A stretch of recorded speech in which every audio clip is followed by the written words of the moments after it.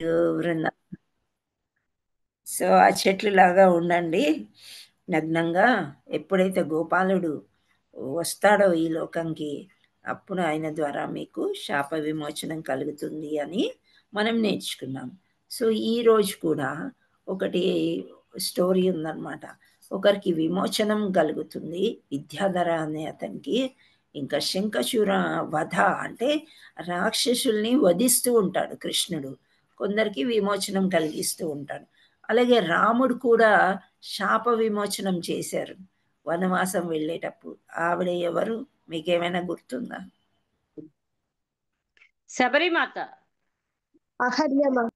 అహల్య. శబరిమాత ఎదురు చూస్తూ చూస్తూ భగవద్ధామానికి వెళ్తుంది. ఆవిడ ముసలావిడ అయిపోతుంది చిన్నప్పటి నుంచి ఎదురు చూస్తూ. సారీ మాతాజీ. పర్వాలేదు, దాంట్లో సారీ ఏముందమ్మా, మీరు ఆన్సర్ చేయడం గొప్పతనం, తప్పు వస్తే పర్వాలేదు. అహల్య అనే ఆమెకి ఏంటి రాయి అయిపోమని చెప్పి శాపం ఉంటుంది, ఒక రాయిలాగా ఉంటుంది ఆవిడ. ఆ తర్వాత రాముడి యొక్క పాదం తగిలినంతనే ఆమె అహల్య అవుతుంది అనమాట. ఆ వెనకాల బ్యాక్గ్రౌండ్ చాలా పెద్ద స్టోరీ ఉంది, ఇంకెప్పుడన్నా ఛాన్స్ ఉన్నప్పుడు మనం చూద్దాం. ఓకే. సో ఇలా భగవంతుడు కొందరికి శాప విమోచనం చేస్తూ ఉంటాడు. ఆయన వెళ్ళే దారిలో ఆయన పాదాలు తగిలిన, ఆయన యొక్క పూజ చేసిన అలా విమోచనం జరుగుతుంది. అండ్ రాక్షసులు ఎప్పుడైతే ఎవరినైనా బాధ పెడుతూ ఉంటారో వాళ్ళని వధించేస్తాడు అనమాట. సో మనకి యథా యథా ఈ ధర్మస్య అనే శ్లోకం నేర్చుకున్నాం కదా. సో ధర్మం ఎప్పుడైతే చచ్చుబడిపోతుందో, ఆయన యొక్క భక్తుల్ని రక్షించడానికి ఆయన ప్రతి యుగంలో వస్తూ ఉంటాను అని చెప్తారు. సంభవామి యుగే యుగే అని చెప్తారు. సో ఈ రెండు ఒక్కసారే జరిగినాయి అన్నమాట ఈరోజు స్టోరీలో. సో ఇక్కడ ఏమవుతుంది, ఈ నందమహారాజు ఒక నాయకుడు కదా, నాయకుడా? హరే కృష్ణ. నాయకుడు ఆ ఊరికి పెద్ద అన్నమాట, వయసులో కాదు కానీ నాయకత్వం వహించడంలో. సో బృందావన నంది గోపాలకు శివరాత్రి ఉత్సవం జరుపుకుంటే అంబికావనానికి పోదల్చిరి. సో ఇక్కడ మనము రకరకాల వనాలు చూసాం కదా. బృందావనంలో ఎక్కడ ఏ మొక్కలు ఎలా పెరుగుతున్నాయో దానికి ఆ పేరు పెట్టి వనాలు అని అంటుంటారు. సో వీళ్ళు గోపాలందరినీ తీసుకొని వీళ్ళు అంబికావనము, అంబిక అంటే ఎవరు, మనం ఇప్పుడు పూజ చేస్తున్నాం రోజు కదా, దుర్గామాత అనొచ్చు, పార్వతీదేవి అనొచ్చు, మాత. సో వీళ్ళని అంబిక అని అంటాం. సో అంబికా మాతకి వాళ్ళు శివరాత్రి ఎక్కువగా చెయ్యరంట, ఎప్పుడైనా ఒకసారి చేస్తారు. సో వాళ్ళకి అంబికావనం వెళ్ళాలనిపించింది అనమాట శివరాత్రి జరుపుకోవడానికి. సో నాయకుడు ఒక్కడే అలా వెళ్ళిపోడు అనమాట. మనం ఇప్పుడు ఈ ప్రస్తుత లోకంలో మనం చూసినట్లయితే అక్కడక్కడ న్యూస్ చూస్తాం కదా, చీఫ్ మినిస్టర్ తిరుపతి వెళ్ళారు, ప్రైమ్ మినిస్టర్ కూడా తిరుపతి వెళ్ళారు, దర్శనం ఈ విధంగా చేసుకున్నారు అని అన్ని ఏదో వీడియోలు చేసి మనకి చూపిస్తారు. ఆ సమయంలో ఒక్క క్షణం ఏంటి ఇంత స్పెషల్ వీళ్ళకి, మాకు దొరకని దర్శనం అనిపిస్తుంది కదా. కానీ పూర్వం అలా ఉండేవారు కాదనమాట. అందరూ నాయకుడితో సహా ఊరందరూ వెళ్ళి చక్కగా సంబరాలు జరుపుకునేవారు అనమాట. సో ఒకసారి వీళ్ళందరూ కూడా అంబికా ఉత్సవాన్ని జరుపుకుందామని పోదల్చారు. ఎప్పుడు? శివరాత్రి. శివరాత్రి ఎటువంటి పండగ? మహాశివరాత్రి. మహాశివరాత్రి. శివరాత్రి ఎవ్రీ మంత్ వస్తుంది, దాన్ని మాస శివరాత్రి అంటారు. మహాశివరాత్రి అనేది అరౌండ్ ఫిబ్రవరి మార్చ్లో వస్తూ ఉంటుంది. సో శరదృతువు అంటే చలికాలం. ఈ నవంబర్, డిసెంబర్, జనవరి ఇవన్నీ అయిపోయిన తర్వాత శరదృతువులో ఏం జరిగింది? రాసలీల జరిగింది. ఓకే. సో అటు పిమ్మట పెద్ద ఉత్సవము హోలీ. హోలీ వస్తుంది, డోలా యాత్ర వస్తుంది. సో ఇవన్నీ రాసలీలకి. సో ఈ డోలోత్సవము అని అంటారు. ఆ డోలోత్సవంకి ఇలాంటి హోలీ పండగకి వాటి మధ్యలో శివరాత్రి అనేది వస్తుంది. అది కూడా ముఖ్యమైన పండగ, కానీ ఎక్కువగా శివభక్తులు చేస్తూ ఉంటారు అన్నమాట. సో ఇక్కడ వీళ్ళు బృందావన వాసీలు శివభక్తుల, వైష్ణవ భక్తుల? వైష్ణవ భక్తులు మాతాజీ. వైష్ణవ భక్తులు. ఓకే. మాతాజీ. సో వైష్ణవ భక్తులు అయినప్పటికీ కూడా శివుడు కూడా గొప్ప వైష్ణవుడు, అంటే ఉత్తములలో ఉత్తముడు అని చెప్తారన్నమాట శివుణ్ణి. సో అందుచేత శివుణ్ణి అప్పుడప్పుడు చెయ్యొచ్చు పూజ అని చెప్తారన్నమాట. సో వీళ్ళు ఉత్సవం చేద్దామనుకొని అంబికావనానికి వెళ్దాము అని అనుకున్నారు. సో అంబికావనానికి వెళ్ళాలంటే పెద్ద యాత్రలాగా అనమాట. సో ఈ ముఖ్యమైన శివుడు పండగ శివరాత్రి చేసుకోవడానికి వీళ్ళందరూ గుమిగూడి అందరూ చక్కగా ప్రయాణం కట్టారనమాట. సో దీనిని శైవులు లేక శివభక్తులు ప్రత్యేకంగా పాటించరు.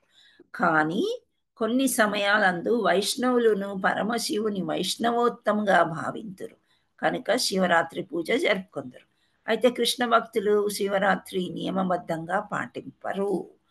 ఈ పరిస్థితుల్లో నందమహారాజు నాయకత్వంన బృందావనం నందలి గోపాలురు ఒకానొక సమయమున పోదల్చిరి.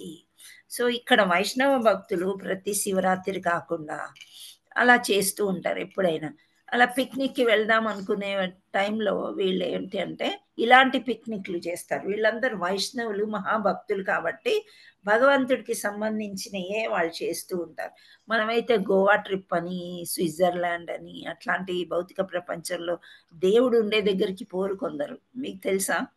మీ చుట్టుపక్కల ఎవరైనా ఉన్నారా అలాంటి వాళ్ళు? భగవంతుడిని పెద్దగా నమ్మరు అనమాట. వేరే ఎంజాయ్మెంట్స్కి వెళ్తూ ఉంటారనమాట. అప్పుడు కాలంలో అలా ఉండేది కాదు, భగవతత్వం ఎక్కువ ఉండేది. సో వీళ్ళందరూ కలిసి బృందావనం వాళ్ళంతా కలిసి నందమహారాజుతో పాటు ఇలా వెళ్దాము అని అనుకుంటారు. సో బృందావనంద గోపబాలు ఒకానొక సమయంన పోదల్చిరి అని శ్రీమద్ భాగవతంలో చెప్పబడింది. అనగా వారు నియమితంగా శివరాత్రి నిర్వహించుచుండుట లేదని ఒకానొక సమయంన కుతూహలం కొలది అంబికావనానికి పోదల్చిరనియు అర్థము.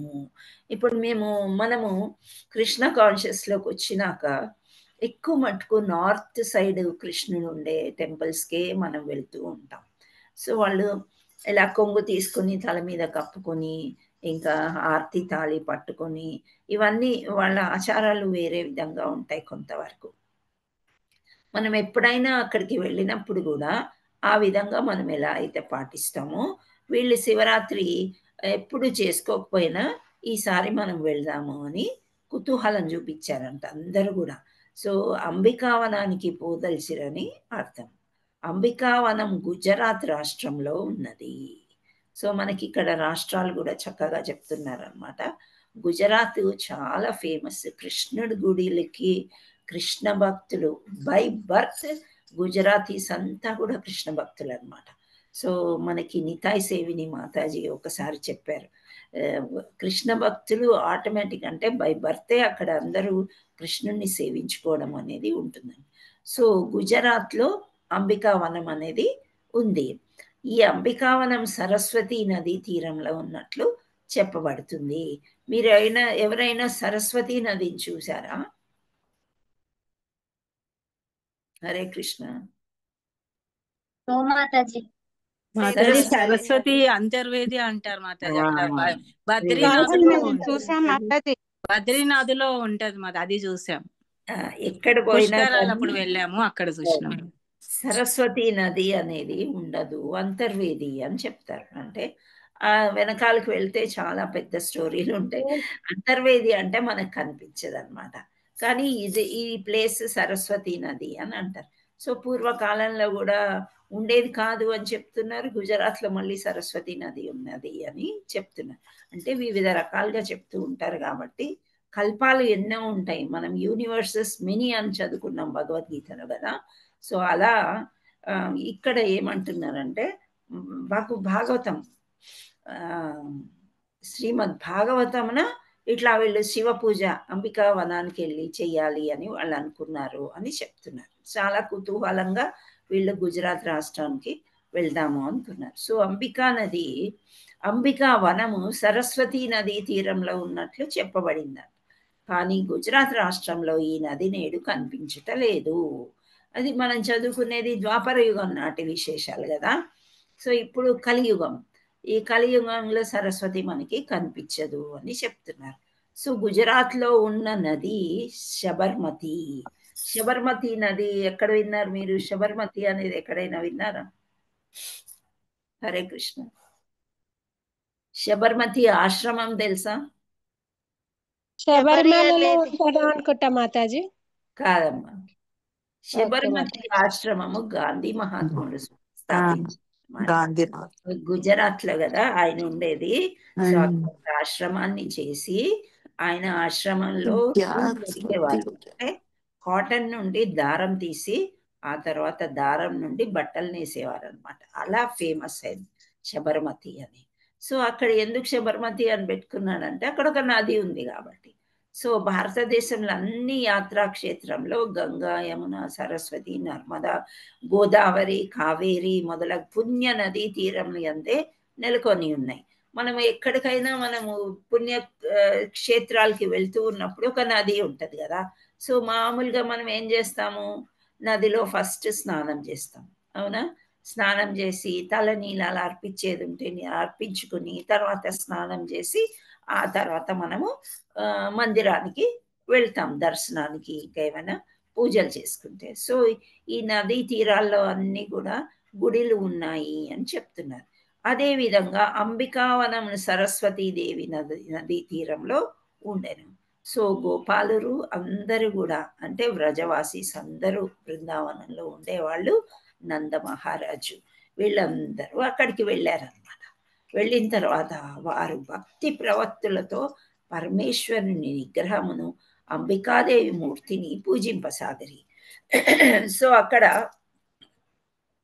పార్వతీ పరమేశ్వరులకి వాళ్ళు పూజిస్తున్నారంట. అంబిక అంటే ఇక్కడ దుర్గా అని కూడా అనొచ్చు అని చెప్తున్నారు. సో మందిరము కూడా ఉండుట పరిపాటి. అంబిక ఎక్కడైతే ఉంటుందో అక్కడ ఎవరుంటారు అంటే పార్వతి ఉండే దగ్గర ఎవరుంటారు?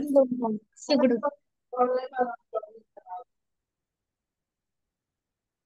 పార్వతి ఉండే దగ్గర పరమశివుడు తప్పకుండా ఉంటాడు అనమాట. సో అంబిక పరమశివుని యొక్క సతీమణి, ప్రతి వ్రతాలలో మీటి. ఆమె తన భర్తతో కలిసి కాకుండా విడిగా ఉండదు. ఇప్పుడు లక్ష్మీదేవి మందిరాలు చూస్తాం, విష్ణుమూర్తి మందిరాలు చూస్తాము, వెంకటేశ్వర స్వామి అంత కలియుగ దేవుడు అని చెప్తూ ఉంటారు కదా. అక్కడికి వెళ్ళినట్లయితే వెంకటేశ్వర స్వామిని మనం చూస్తాం. కానీ శివుడు ఉండగా పార్వతి కూడా పక్కన ఉంటుంది అని ఇక్కడ చెప్తా. ఆమె ఎప్పుడు విడిగా ఓన్లీ పార్వతీ మందిరం అని ఎక్కడ ఉండదు అని చెప్తున్నారు. బృందావనం నుండి పోయిన గోపాలురు అంబికావనాన్ని చేరిన పిదప మొదట సరస్వతీ నదిలో అందరూ స్నానం చేశారంట. సో వీళ్ళందరూ పుణ్యక్షేత్రంలో స్నానం చేసి నీలాలు అర్పించుకునే వాళ్ళు నీలాలు అర్పించుకొని దేవతామూర్తులను అందరినీ కూడా పూజిస్తున్నారు. ఇది మామూలుగా అందరు చేసే విషయమే అని ఇక్కడ చెప్పడం జరుగుతుంది అనమాట. అంటే మనం ఏ పుణ్యక్షేత్రానికి వెళ్ళినా కానీ ఫస్ట్ నదులు ఉంటే, ఇప్పుడు కనకదుర్గమ్మ గుడి ఎక్కడుంది? మెయిన్ కనకదుర్గమ్మ గుడి కృష్ణానది ఒడ్డున ఉంది కదా, విజయవాడ. సో కనకదుర్గమ్మని మనం చూడ్డానికి వెళ్ళినట్లయితే అక్కడ చక్కగా కృష్ణా నదిలో మునిగి స్నానం చేసుకొని కొందరు తలనీళ్ళు అర్పించుకునే వాళ్ళు అర్పించుకొని శుభ్రమైన బట్టలు వేసుకొని అప్పుడు మనము గుడిలోకి వెళ్ళి వస్తాము. వచ్చిన తర్వాత ఏదో దాన ధర్మాలు అనేది ప్రత్యేకంగా చేయబడుతుంది.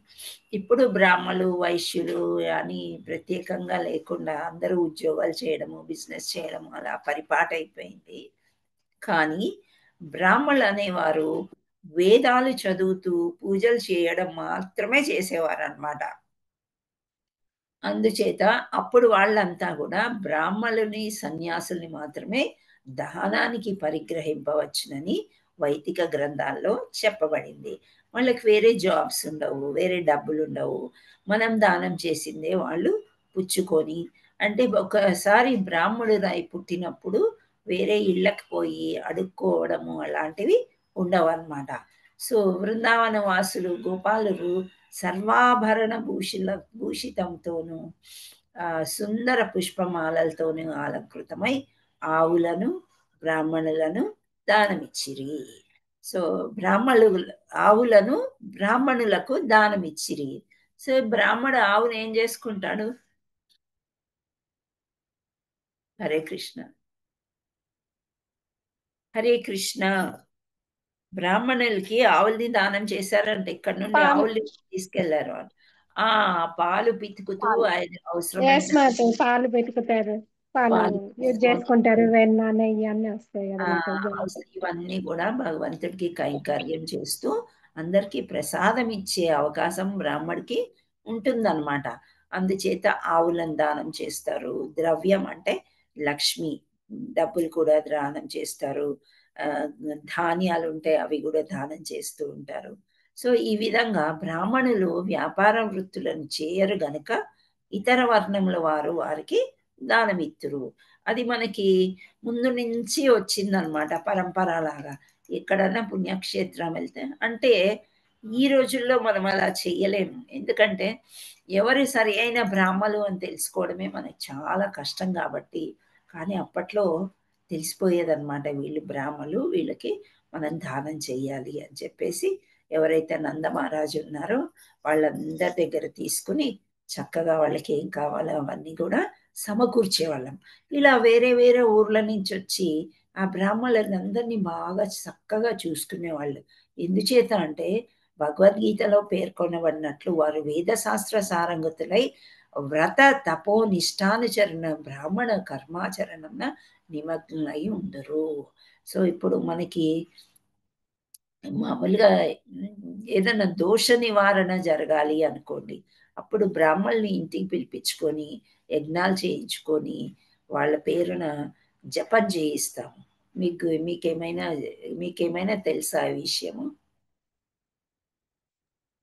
హరే ఓ కృష్ణ. మాతాజీ, తెలుసు మనం మాతాజీ. చేసే జపం వేరే, కానీ వాళ్ళు వచ్చి మనకి మంచి పూజ చేసి ఆ విరుగుడు ఏదైతే బ్యాడ్ అనేది నడుస్తుందో అలా జపం చేస్తూ ఉంటారు. నరసింహ హోమాలు చేస్తారు ఇలా. సో అంటే ఏంటి, వేదాల దారిగా చూసుకుంటున్నట్లయితే వాళ్ళు చాలా పర్ఫెక్ట్ అన్నమాట బ్రాహ్మలు. ఈ విద్యని వాళ్ళు నేర్చుకుని ఉన్నారు కాబట్టి వాళ్ళని బ్రాహ్మణులు తాము బ్రాహ్మణులుగా ఉన్న చాలదు, వారి ఇత బ్రాహ్మణులను సృష్టించవలెను. ఇప్పుడు మనం ఇక్కడ ప్రచారం చేయండి అని మనకి చెప్పారు మన గురువులు. సో ప్రచారం చేయాలి అంటే బాగా మాట్లాడాలి, అన్ని చదువుకోవాలి, కొంత శాస్త్రజ్ఞానం మనకి అవసరము. సో ఇక్కడ మీకు ఒక్కొక్కరికి కొంత ఛాన్స్ ఇచ్చినప్పుడు మీరు కూడా తప్పకుండా కూర్చి 1 గంట ప్రాక్టీస్ చేయవలసి ఉంటుంది. ఉంటుందా ఉండదా? ఉంటుంది మాతాజీ. ఉంటది. అలాగ మైక్ దగ్గరికి వచ్చేసి మనం ఏమీ మాట్లాడలేం, కొంత ప్రిపేర్ అవ్వాలని. అదే విధంగా ఒక బ్రాహ్మణుడు అనేవాడు ఇంకా బ్రాహ్మణులు పిల్లల్ని కూడా బ్రాహ్మణులు చేసి బాగా చెప్పించాలి అని, సృష్టించవలెను అని అంటే వాళ్ళకు కూడా అన్ని వేద మంత్రాలు నేర్పించాలి. బ్రాహ్మణుడికి శిష్యుడిగా ఉండటం అంగీకరించిన వ్యక్తికి బ్రాహ్మణుడగుటకు అవకాశం ఇయ్యవలెను. సో ఎవరైనా వచ్చి ఇక్కడ కృష్ణ కాన్షియస్లో కుల వ్యవస్థ అనేది లేదనమాట. వేద పారాయణం ఎవరైతే చేస్తారో వాళ్ళు బ్రాహ్మణుడు అని పరిగణిస్తారు. సో ఎవరైనా బ్రాహ్మణు దగ్గరకు వచ్చి నాకు ఇవి నేర్చుకోవాలని చాలా ఇంట్రెస్ట్ ఉంది అని అడిగినప్పుడు వాళ్ళకి తప్పకుండా విద్యావంతుల్ని చేసే యొక్క చెయ్యాలి అని, శిష్యుడిగా అంగీకరించాలి అని చెప్తున్నారు అనమాట. వాళ్ళకి అవకాశాలు ఇవ్వాలన్నమాట. ఇప్పుడు మనం ఎలాగైతే గ్రూప్లో అవకాశాలు, మాకు కూడా ఒక టైంలో అవకాశమే ఉండేది కదా, అలా చూస్తూ ఉండేవాళ్ళం వింటూ అనమాట. నాకు అవకాశం దొరికితే మాట్లాడడానికి బాగుండేది అని అనిపించే సమయం ప్రతి ఒక్కరికి అనిపిస్తుంది అనమాట. సో అలా ఎవరైనా అడిగినప్పుడు వాళ్ళకి అవకాశం ఇవ్వాలి అని చెప్తున్నారు. బ్రాహ్మణుడు నిరంతరంగా విష్ణు పూజ పారాయణగా ఉండవలెను. సో ఇప్పుడు శిష్యులు తయారైపోయిన తర్వాత వాళ్ళు ఏమీ చేయకుండా ఉండడం అనేది కాకుండా ఒక ఉదాహరణగా ఎప్పుడైనా తప్పులు చదువుతుంటే కరెక్షన్ చేయడము, ఇది కాదమ్మా ఇలా చెయ్యండి అని చెప్పడము, వాళ్ళకి చక్కగా అంటే ఒక ట్రైనింగ్ సెషన్ లాగా ఉండాలి. అయితే బ్రాహ్మణులు కూడా విష్ణు పూజని పారాయణుడుగా ఉండవలను. అంటే ప్రొద్దున్నే లేసి మంగళారతి చేసుకొని జపం చేసుకుని అన్ని ఆర్తిలు భోగా పెట్టడం, ఈ పద్ధతులన్నీ అతనికి వచ్చి ఉండాలి అని చెప్తున్నారు అనమాట. అందుచేత ఇవన్నీ చేస్తారు వాళ్ళు. అందుచేత వాళ్ళు సకల దానాలకి వాళ్ళు అర్హులు. ఎవరికి పడితే వాళ్ళకి దానాలు చేయకుండా ఇటువంటి వాళ్ళని చూసి దానం చేయాలి అని చెప్తున్నారు.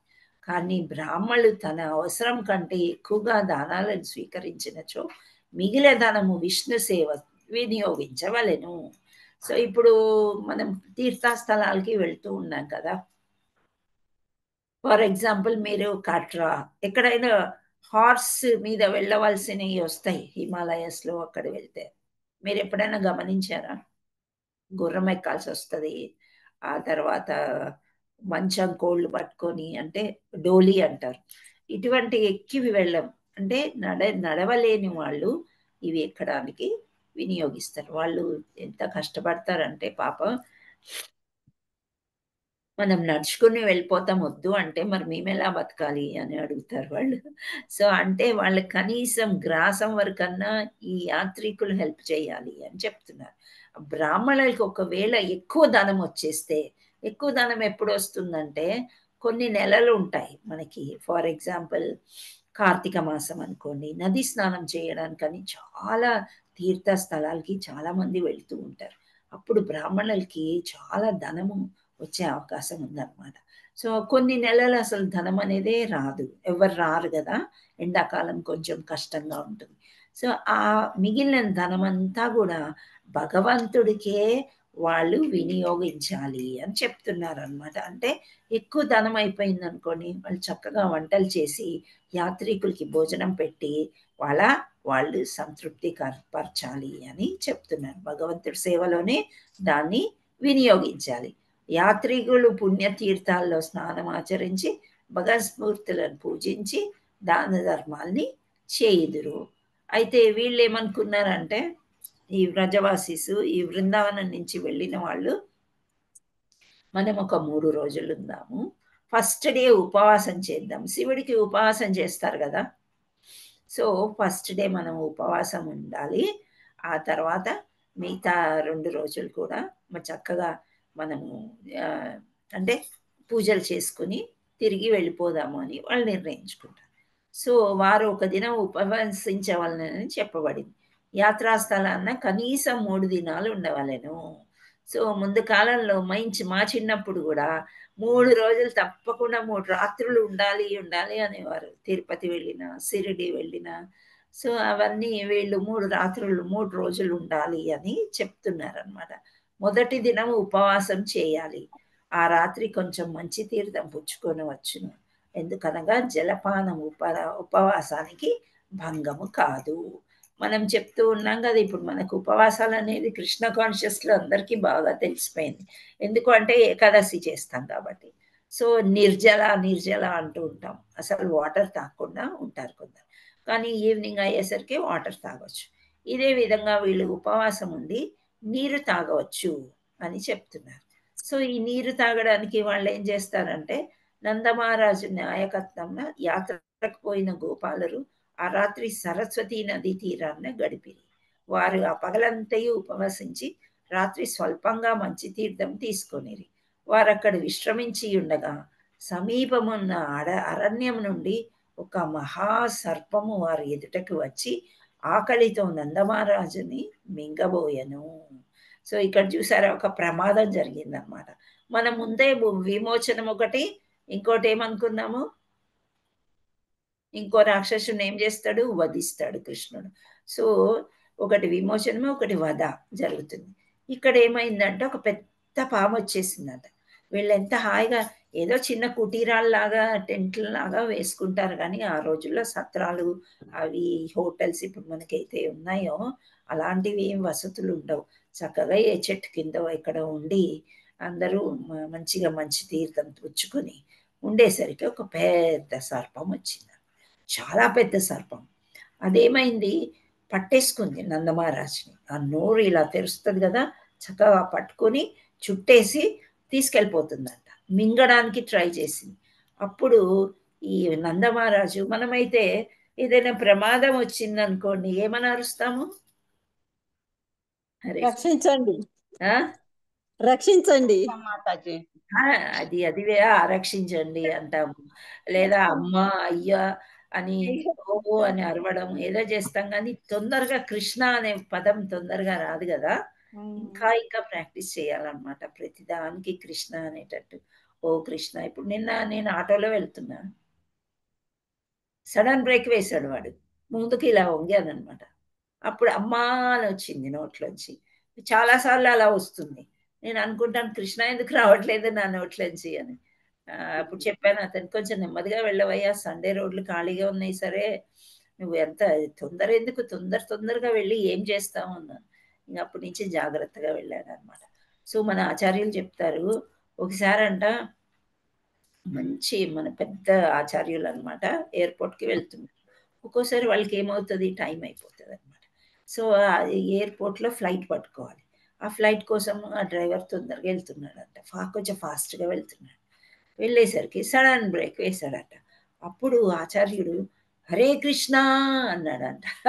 అంటే ఒక హరే కృష్ణ హరే కృష్ణ కృష్ణ కృష్ణ హరే హరే, హరే రామ రామ రామ హరే హరే. ఇది మామూలుగా మనం అంటాం. నేను యాక్చువల్లీ జపం చేస్తున్నాను. సో అప్పుడు కృష్ణ అనేది రావాలి, కానీ రాలేదంటే ఇంకా శుద్ధం అవ్వలేదన్నమాట, మనకి అది రాలేదు. కానీ ఆ ఆచార్యుడు హరే కృష్ణ అన్నాడంట. అంటే అప్పుడు ఆ శిష్యుడికి అర్థమైందంట, నేను డ్రైవింగ్ అడ్డదిడ్డంగా చేస్తున్నాను అని అర్థం చేసుకొని మెల్లిగా వెళ్ళాడంట. మన ఇక్కడ భౌతిక ప్రపంచంలో మనం ఇంకా ఆ స్థాయికి రాలేదు కాబట్టి, నేను ఏంటి బాబు ఇలా ఎలాగా అది అప్పటి నుంచి కొంచెం నెమ్మదిగా వెళ్ళాడు అనమాట. సో ఇక్కడ నందమహారాజు ఈ వ్రజవాసీస్ అందరూ కూడా ఎప్పుడు కృష్ణ అనే నోట్లో ఉంటాడు కాబట్టి, ఆ పాము ఎప్పుడైతే మింగడానికి ప్రయత్నం చేసిందో, నాయన కృష్ణ దయచేసి రమ్ము, ఈ అపాయం నుండి నన్ను రక్షింపుము, ఈ సర్పము నన్ను మృంగివేయుచున్నది అని ఆర్తనాదం అరుస్తా ఉన్నాడంట. ఎవరు? నందమహారాజు. చూడండి, ఆ పెద్ద సర్పం వచ్చి నాయకుడినే మింగేయాలని చూసిందనమాట. సో ఈ దృశ్యాన్ని చూశారు వాళ్ళందరూ, ఉపవాసం ఉన్నారు, చక్కగా కాస్త తీర్థం నీళ్లు పుచ్చుకున్నారు, అక్కడ విహరిస్తున్నారు. బాగుంటాయి కదా వనాలు రాత్రిపూట, వెన్నెల రాత్రి ఇప్పుడు కూడా. సో ఆ వెన్నెల రాత్రిలో అలా ఉన్నప్పుడు ఈ పాము ఈ పని చేసింది. సో గోపాలురందరూ ఆ దృశ్యాన్ని చూచిన వెంటనే కాలుచున్న కొరవులను పట్టుకొని పామును బాధసాగిరి. సో అక్కడ ఏం చేస్తారు వాళ్ళు, చలికాలం కదా, కొంచెం మంట పెట్టుకుని అలా ఉంటాయి వాళ్ళకి, దీపాలంటే కాగడాలి అప్పట్లో. సో అవి అన్ని పట్టుకున్నారంట బాగా ఎక్కువ. ఆ పాముకి సురుకులు అంటుకుంటాయి, కాలుతుంది కదా, సో అది పెట్టుకుని అది కాలుస్తున్నారంట వీళ్ళందరూ కూడా. అయినా ఆ సర్పం నందమహారాజుని మింగో యత్నం మానలేదు. సో అంత కాలుస్తున్నా, అంత వేడి తగులుతున్నా, చాలా పెద్ద పాము అనమాట. సో అది ఏమీ దానికి ఏమి అనిపించలేదు అనమాట, తినడానికే ప్రయత్నం చేస్తుంది. ఆ సమయంలో కృష్ణుడు అటు ప్రత్యక్షమై ఆ పామును తన పాద స్పర్శతో తాకెను. సో అప్పుడు కృష్ణుడు వచ్చేసి, కృష్ణుడికి ఆల్రెడీ తెలుసు దేవాది దేవుడు కాబట్టి ఈ పాము ఎవరు ఏంటి అని అన్నీ తెలుసు ఆయనకి. తెలిసినప్పుడు ఆయన ఏమీ యుద్ధం చేయలేదు, ఏమీ చేయలేదు, జస్ట్ పాద స్పర్శ, పాదము పాముకి తాకిచ్చాడంట. తాకిచ్చగానే అందులో నుండి సర్పదేహంలోంచి అది వదిలేసి విద్యాధరుడు అనే సుందర దేవతా రూపము ధరించెను. సో ఆ పాము వెళ్ళిపోయి నందమహారాజును వదిలేసి విద్యాధరుడని మహా సుందరుడు అనమాట, చాలా అందగాడు, ఆ రూపం వచ్చిందంట. అతని శరీర లక్షణాలు అతనిని చూస్తే పూజింపవలసినంత సుందరంగా ఉండేనంట. సుందరుడు అందగాడు ఎవరిని అనుకుంటాం మనం సామాన్యంగా? కృష్ణుడిని అనుకుంటాం. అంతకంటే అందమైన వాళ్ళు ఎవరు లేరు అని. ఇక్కడ కృష్ణుడి కంటే అందమైన వాడు అని అర్థం కాదు, కానీ చాలా అందంగా ఉన్నాడు, దేవతామూర్తి, ఇతనికి పూజ చేయాలి అని అనిపించిందంట. అతని దేహం నుండి దేదీప్యమానమైన కాంతి కూడా వస్తుంది. కంఠంలో అతడు సువర్ణ మాలాన్ని ధరించి ఉండెను. అంటే ఆయన ఒరిజినల్ ఏంటి అనేది, ఒక దేవతామూర్తి కాబట్టి చక్కగా సువర్ణమాల అంటే బంగారం గొలుసు కూడా ఉందంట. కృష్ణుడికి నమస్కరించి మహావినయంతో ఆయన ఎదుట విద్యాధరుడు నిలబడెను. కృష్ణుడు భాగ్యదేవత అనుగ్రహీతుడవు కాన కనిపించినావు, నీవు అత్యంత సుందర దేవతామూర్తిగాను భాగ్యదేవతగాను గ్రహీతవు కాని కనిపించుచున్నావు. మరి అంతటి హేయమైన పనులు ఎటుల చేసితివి, సర్పదేహము ఎట్లు పొందితివి? విద్యాధరుడు తన పూర్వజన్మ వృత్తాంతము తెలిపాడంట. సో ఇక్కడ కృష్ణుడిని నమస్కరించి నిలబడ్డాడు అనమాట. నిలబడేసరికి కృష్ణుడు అడిగాడు, నీ పూర్వపు ఏమి చేశావు? చూస్తే ఇంత అందంగా ఉన్నావు, ఇంత మంచివాళ్లాగా కనిపిస్తున్నావు, ఎటువంటి తప్పుడు పనులు చేశావు చెప్పు అని అడుగుతాడు. అప్పుడు ఈయన పూర్వజన్మ గురించి చెప్తాడు అన్నమాట.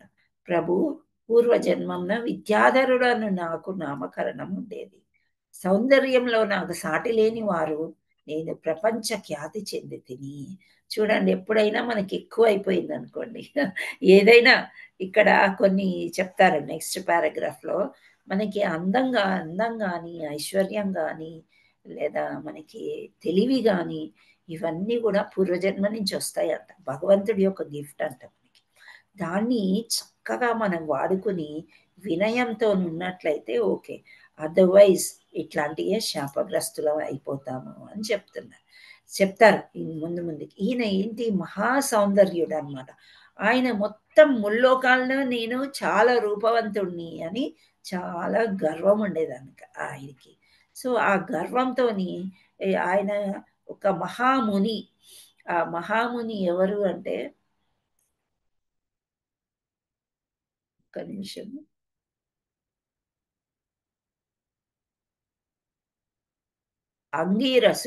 అంగీరసుడు అనే ఒక మహాముని అన్నమాట. ఆయన వక్రంగా ఉంటాడు. వక్రంగా అంటే చాలా వికృత రూపంలో ఉంటాడు అనమాట. సో ఇతను ఏం చేశాడు, విద్యాధరుడు ఆ ఋషిని చూసి నవ్వాడంట. అంటే ఈయన అందగాడు కదా, చాలా గర్వం వచ్చేసింది ఆయనకి. ఆ గర్వంతో నువ్వేంటి ఇంత వంకర్ టింకర్గా ఇలా ఉన్నావు అని అన్నాడంట. ఓహో, నన్ను ఇట్లా అంటావా? ఎవరైతే నన్ను చూసి ఇలా అనుకున్నారో నీవు ఇంత పాపం చేస్తావా అని చెప్పేసి ఆయన, నువ్వు సర్పం గమ్మన్నాడు. ఈ నా పాపకృత్యానికి ఆ మహాముని నన్ను సర్పమని శపించెను. అంగీరస ముని ఏం చేశాడు, నువ్వు సర్పం అయిపోవాలి అని అన్నాడు. సర్పం అంటే ఒక పెద్ద విష జంతువు అన్నమాట. చాలా విషం ఉంటుంది అందులో. ఇక్కడ ఆ సర్పం గురించి మనకు చెప్తాడు ఏంటి అని. ఇక్కడ మన ఒక విషయం గుర్తుంచుకోవాలంట. కృష్ణుని అనుగ్రహం పొందుటకు ముందు ఒక వ్యక్తి భౌతికంగా ఎంత ఉన్నత స్థితి అందో నిరంతరం భౌతిక గుణాలను లోబడియే ఉండాలి. విద్యాధరుడు భౌతికంగా ఉన్నత స్థితికి వచ్చిన దేవత. అతడు గొప్ప సుందరుడు, భౌతికంగా గొప్ప స్థితి అందున్నవాడు, విమానంలో అంతటను సంచరించగలిగినవాడు. అయినను అతడు మరుసటి జన్మలో సర్పమగునట్లు శపింపబడెను.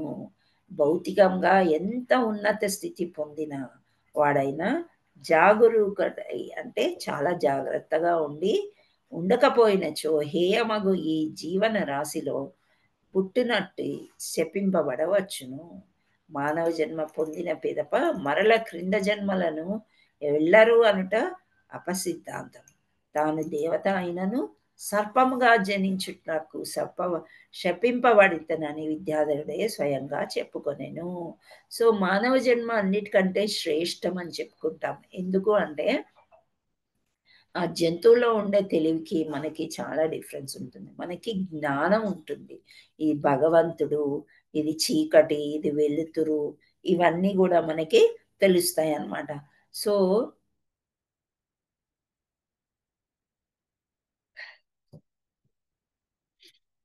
ఇలా మానవ జన్మ అది కూడా ఎంత ఉన్నత స్థితి అన్నమాట. అందగాడు, పెద్ద రాజు, ఇలా ఉండి కూడా ఆయన అంగీరసి మునిని అలా నవ్వినందుకు ఇలా శపించబడ్డాడు అని చెప్తున్నాడు అనమాట అని విద్యాధరుడే స్వయంగా చెప్పాడు. సో పూర్వజన్మంన తాను పాపిష్టునని అతడే అంగీకరించను. కృష్ణ చైతన్యం గల వ్యక్తి తాను నిరంతరము కృష్ణ సేవకుడనని నిష్ప్రయోజనకుడని తాను చేయు ఏ కొద్దిపాటి మంచి అయినను కృష్ణుని యొక్క తన ఆధ్యాత్మిక గురువు యొక్క అనుగ్రహం వలనే చేయుచున్నామని గుర్తించుకోవాలి. సో ఇక్కడ ఏమంటున్నారంటే, ఎప్పుడైనా మనకి ఏ విద్య ఉన్నా ఒక్కొక్కరికి ఒక్కొక్క కళ ఇస్తాడు భగవంతుడు. ఒకరు చాలా అందంగా ఉంటారు, అసలు ఎంతో అందం, మనం చూస్తూ ముగ్ధులైపోతుంటాం. ఒకరికి బాగా తెలివి ఉంటుంది, ఒకరికి ఒక్కొక్కలాగా ఉంటుంది. సో ఇవన్నీ కూడా చూసుకొని మనము ఈ కృష్ణ సేవ కోసమే నేనున్నాను అని అనుకోవాలి, గురువుని గుర్తించుకోవాలి, కృష్ణుని గుర్తించుకోవాలి. కానీ అహంకారంతో విర్రవీగితే ఇట్లాంటివే మనకి వస్తాయి అని చెప్తున్నారనమాట.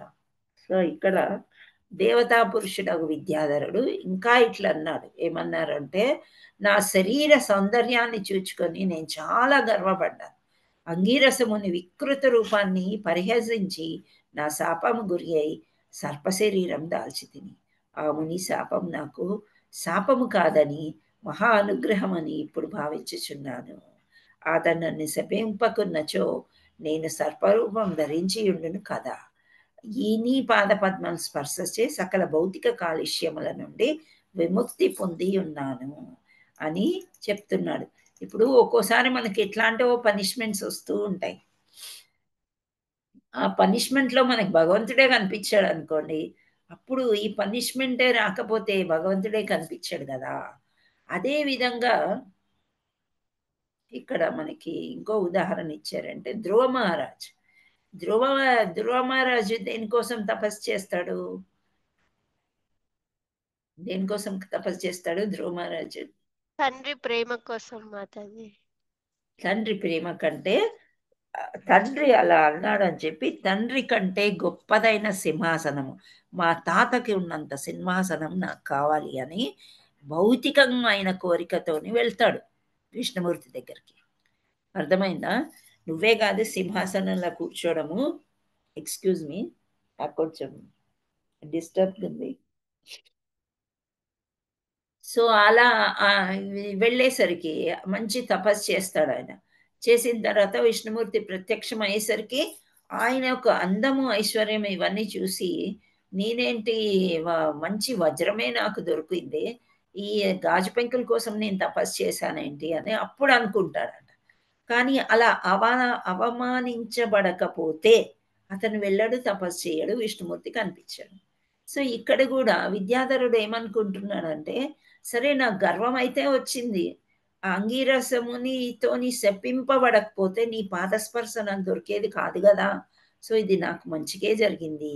మనం ఇప్పుడు చూడండి, ఏదైనా జరిగినప్పుడు అంతా అంటే చివరికి మనకి మంచి జరిగింది అనుకోండి, మన మంచి కోసమే అని అనుకుంటాం. ఒక్కోసారి కష్టాలు పడుతున్నప్పుడు కూడా ఏదో మన మంచి కోసమే ఇలా జరిగి ఉంటుంది, ఇంకా మంచి జరుగుతుంది అనే ఆశ ఉన్నప్పుడు మనం దానికోసం చక్కగా వెయిట్ చేస్తూ ఉంటాం అనమాట.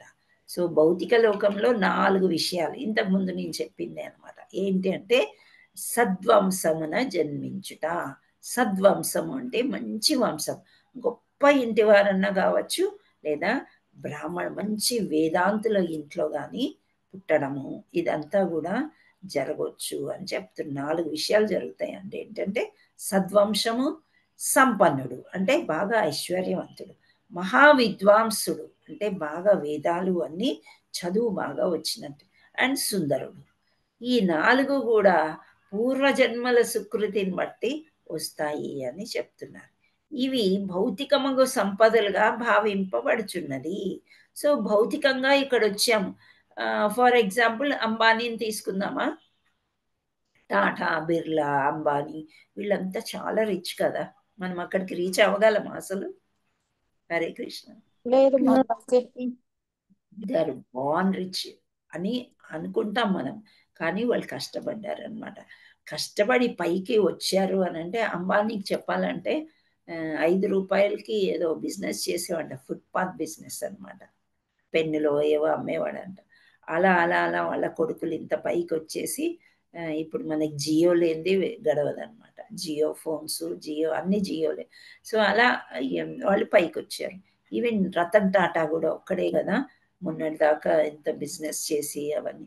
సో ఇలా వీళ్ళంతా చాలా బీదవాళ్లే, కానీ వాళ్ళ జ్ఞానం ఇచ్చేశాడు భగవంతుడు. సో వాళ్ళు రిచ్ కూడా అయ్యారు, మహా విద్వాంసులు అయ్యారు, సంపన్నుడుగా బతికాడు.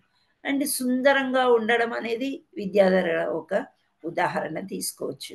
మనము ఈ ట్రైన్స్లో, బస్లో ఎక్కడో ఒక దగ్గర వెళ్ళినప్పుడు పిల్లలు వాళ్ళు పెద్దగా ఉన్నవాళ్ళు కాకపోయినా చాలా అందంగా కనిపిస్తుంటారు. చిన్నపిల్లలు కానీ పెద్దవాళ్ళు, ఒక్కొక్క స్త్రీ కూడా చాలా అందంగా కనిపిస్తుంది కదా. సో ఇదంతా కూడా పూర్వజన్మ. ఈ 4 విషయాలు అలా వస్తాయి అని చెప్తున్నారు.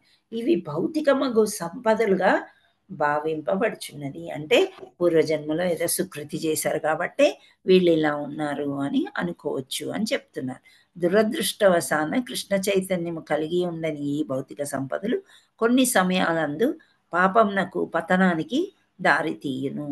విద్యాధరుడు దేవతామూర్తి అయినను సుందరుడైన అహంకారం వల్ల శాపగ్రస్తుడాయను. సర్పము పరమ క్రూర మృగము, ద్వేషపూరితమగు ప్రాణిగా పరిగణింపబడుతుంది. అంటే ఎవరినైనా మనం ద్వేషించినప్పుడు ద్వేషపూరితము. సర్పం అంటే ఎవరికన్నా ఇష్టం ఉంటుందా? చిన్న కుక్క పిల్లను లేదా పిల్లి పిల్లను ముద్దుగా అనిపిస్తాయి. లేళ్ళు, జింకలు ఇవి ఓకే. కానీ ఈ సర్పం అంటే ఎవరికి ఇష్టం ఉండదు. ఎందుకంటే అది విషపూరితం అనమాట, ద్వేషపూరితం కూడా. సో ఎప్పుడైనా క్రూర మృగం కూడా చూడండి, నందమహారాజునే పట్టుకొని వెళ్ళిపోవడానికి చూస్తూ ఉంది. సో అది ద్వేషపూరితమగు ప్రాణిగా పరిగణిస్తారంట. కానీ మానవుల్లో ఇతర ఎడల ద్వేషము చూపువారు పాముల కన్నను విషపూరితమని భావింపబడుతురు. పాములను మణి మంత్రౌదశాలతో వశపరుచుకొనవచ్చును, కానీ ఈర్ష్య ద్వేష పూరితుడిని ఎవ్వరూ అదుపు పెట్టలేరు. సో యాక్చువల్లీ ఈర్ష్య ద్వేషము ఇవన్నీ కూడా మనకి ఉంటాయి కదా. సో ఇవి ఉన్నట్లయితే కృష్ణుడు మన దగ్గరకే రాడంట. ఉన్న కృష్ణుడు కూడా మన దగ్గర కొంచెం ఈ ప్రార్థనలు జపాలు చేసినా కానీ అవి మనకి ఫలితం ఇవ్వవు అని చెప్తుంటారు అన్నమాట. అందుచేత ఎవ్వరి మీద ద్వేషం అనేది పెట్టుకోకూడదు అని చెప్తారు. ఒకవేళ చాలా ద్వేషం, కొందరికి ఎలా ఉంటుందంటే అన్నం ఇష్టం ఉండదు, టీ ఇష్టం ఉండదు, కాఫీ ఇష్టం ఉండదు, అసలు ఏ తినే పదార్థం ఇష్టం ఉండదు, ఒక మనిషి కూడా ఇష్టం ఉండదు అనమాట. ఏదో రకంగా ఉంటారు, నేనే గొప్ప అన్నట్టు. మీకు ఎవరైనా కనిపిస్తారా అట్లా? హరే కృష్ణ. ప్రతి దానికి ఏదో ఒక వంక పెడుతూ ఉంటారనమాట. ఎవరిని యాక్సెప్ట్ చేయలేరు వీళ్ళు నాకంటే ఎక్కువ అని. సో అలా ఉన్న వాళ్ళంతా పాములై పుడతారు అని చెప్తున్నారు ఇక్కడ. చెప్పడం అంటే ఏంటి, మంచి మానవ జన్మ ఇచ్చినప్పుడు ఇలాంటివన్నీ కూడా మనం మనసులో పెట్టుకొని ఈ విషయంలాగా ఉన్నట్లయితే పాము విషయం మంత్రాలతో తీయగలరంట, కానీ మనిషిలో ఉండే విషయాన్ని తీయలేము. సో వాళ్ళకి నెక్స్ట్ జన్మ పాములాగా ఎలా పుడతారు అని చెప్తున్నాడు విద్యాధరుడు. ఇంకా ఇట్లా అన్నారు అనమాట, ఏంటి ప్రభు, ఇప్పుడు నేను సకల పాపకృత్యాల నుండి విముక్తుడై కనుక నివాసమగు స్వర్గలోకానికి తిరిగిపోవటకు నాకు అనుమతినిమ్ము. ఆయన స్వర్గలోకాన్ని నుంచి వచ్చాడు కాబట్టి స్వర్గలోకానికి వెళ్ళిపోతాను నేను. ఇంకా పాప విమోచనం జరిగిపోయింది కాబట్టి ఇక మీదట చాలా జాగ్రత్తగా ఉంటాను. సో నాకు అనుమతి ఇవ్వమని అడుగుతున్నాను. కామ్యకర్మల యందు లగ్నమైన ఊర్ధ్వలోకాల సుఖమును అనుభవింపగోరువారు దేవాది దేవుని అనుమతి లేక తమ అంతిమ లక్ష్యాన్ని పొందలేరని విద్యాధరుడు ఈ అభ్యర్థన సూచించుచున్నది. సో ఇప్పుడు ఒక్కసారి శాప విమోచనం జరిగిపోయింది, మంచి రూపు వచ్చేసింది, ఆయనంతటా ఆయనే ఓకే బాయ్ కృష్ణ అని చెప్పి వెళ్ళరన్నమాట. చాలా మంచివారైతే ఏమని చెప్తున్నారు, అనుమతి తీసుకునే వెళ్తారు, అది మంచి లక్షణము అని చెప్తున్నారు అనమాట. మనం కూడా గుడికి వెళ్తాం కదా, గుడికి వెళ్ళేసి దర్శనం అయిపోయింది, ప్రసాదం అని పరిగెత్తి ప్రసాదం తీసుకుని మళ్ళీ వచ్చేటప్పుడు మనం ఒక మాట అనుకోవాలని చెప్తారు. ఏంటది? గుడి నుంచి వెలుపలికి వచ్చేటప్పుడు ఒక మాట అనుకోమంటారు, పునర్దర్శన ప్రాప్తిరస్తు. Very very good. పునర్దర్శన ప్రాప్తిరస్తు అంటే నేను మళ్ళీ నీ దగ్గరికి. అట్లా ప్రతిసారి అనుకుంటే మనకేంటి, భగవంతుడు నిండుగా మనకి అన్ని ఆశీర్వాదాలు ఇవ్వగలుగుతాయి. అంటే ఆ విధంగా మనం భగవంతుడికి బాయ్ చెప్పడం అన్నమాట. సో ఇలా అనుమతి తీసుకుని వెళ్ళాడంట ఆయన స్వర్గలోకానికి, అంటే ఊర్ధ్వలోకం అంటే పై లోకాలకి వెళ్ళిపోయాడు. సో అంతిమ లక్ష్యాన్ని పొందలే ఇలా. సో ఇక్కడ మందబుద్ధులు భౌతిక ప్రయోజనం కోరి వివిధ దేవతలను పూజించరనియు, కానీ నిజానికి విష్ణువు లేక కృష్ణుని అనుమతి వలని ఆ దేవతల నుండి వారు వరాలని పొంది ఉందిరని భగవద్గీతలో చెప్పబడింది. యాంతి దేవవ్రతాం దేవా అని మనం చదువుకున్నాం కదా. సో ఏ దేవుడికి పూజిస్తే, పితృదేవతలకి పూజిస్తే పితృలోకానికి, ఏ దేవతకి పూజిస్తే ఆ లోకానికి మనం వెళ్తాము అని చెప్తారు. సో ఆ దేవతలు కూడా ఏదన్నా వరం ఇవ్వాలంటే దేవాది దేవుడైన కృష్ణుడి యొక్క అనుమతి వలనే ఆ దేవతల నుండి మనము వరము పొందుదము అని చెప్తున్నారనమాట. దేవతల స్వయంగా భౌతిక లాభాలని ప్రసాదించే అధికారం లేదు.